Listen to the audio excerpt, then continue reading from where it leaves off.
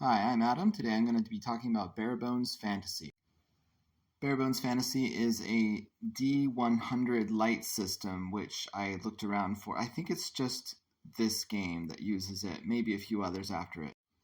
But the light system uses two 10-sided dice, and with those 10-sided dice, you can roll them together to create a D100 result, or you can roll them as 2d10s, or you can roll one of them and divide it in half. So those are the three main notations, but the only dice you need are these two 10-sided dice. True to the name Bare Bones, there are only four abilities: strength, dexterity, logic, and willpower.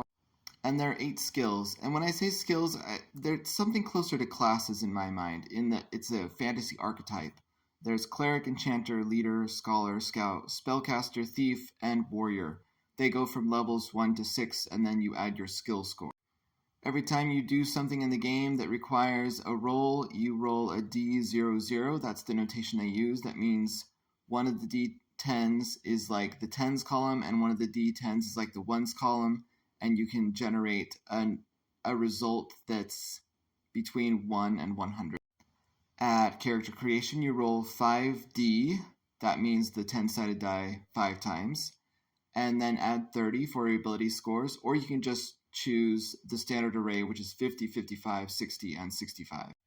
They have races. That is the term they use. Very unfortunate. But race alters your ability scores and gives you a racial language. You can also, so each skill gives you a primary skill and a secondary skill. That might be a little bit confusing, but what it basically means is to one of your ability scores it adds 20, to another ability score it adds 10. And then presumably as you progress, you'll be able to allocate more skills and increase those abilities even more. So each skill gives you a score. It's this little formula that starts to affect your abilities. The next step of character creation is your 6 starting items, and then 2D, that's 2d10 gold pieces. There are also simple formulas for a few other things that are based on your abilities, like your body points, read hit points, initiative, damage reduction, etc. There are 4 quote-unquote fantasy races in this game: dwarf, elf, halfling, and human, and there are 17 spells if you happen to be an enchanter or a spellcaster or some other character who uses spells. And the spells are sort of what you would expect if you've played D&D. They're little individual rule bundles that help you do extra things you wouldn't be able to do without. There's also sort of an alignment system, but I think they call it morality. Anyway, you make morale checks, and the players have to make a check for going against their moral code, or they have to change their moral code. Not sure why. There are also weapon and armor tables. The important thing to know with those is that the armor gives you damage reduction instead of making you harder to hit. It absorbs some of the damage you would have otherwise taken. And there's something called DP, which takes the place of XP.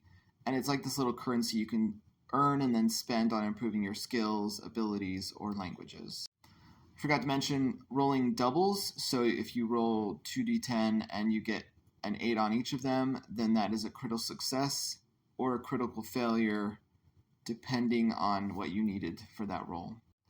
But rolling doubles is always a really good or a really bad thing.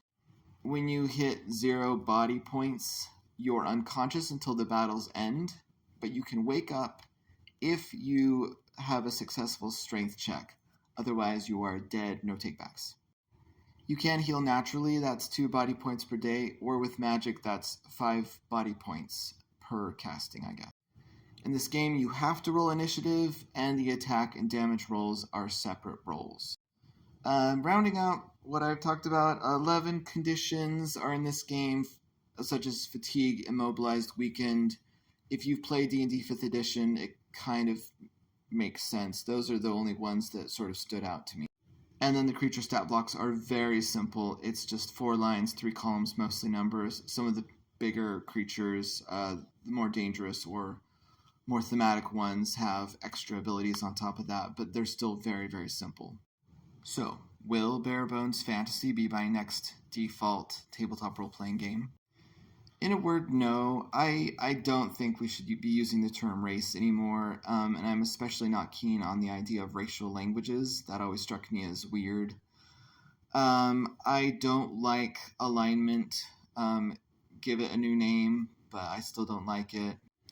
I don't like rolling initiative, and I don't like rolling separate attack and damage rolls. I think everything that you need to know about how hard you hit, or how much damage you would inflict, should be on that attack roll because it's a number, right? The higher the number, then the greater the damage it should be, in my mind.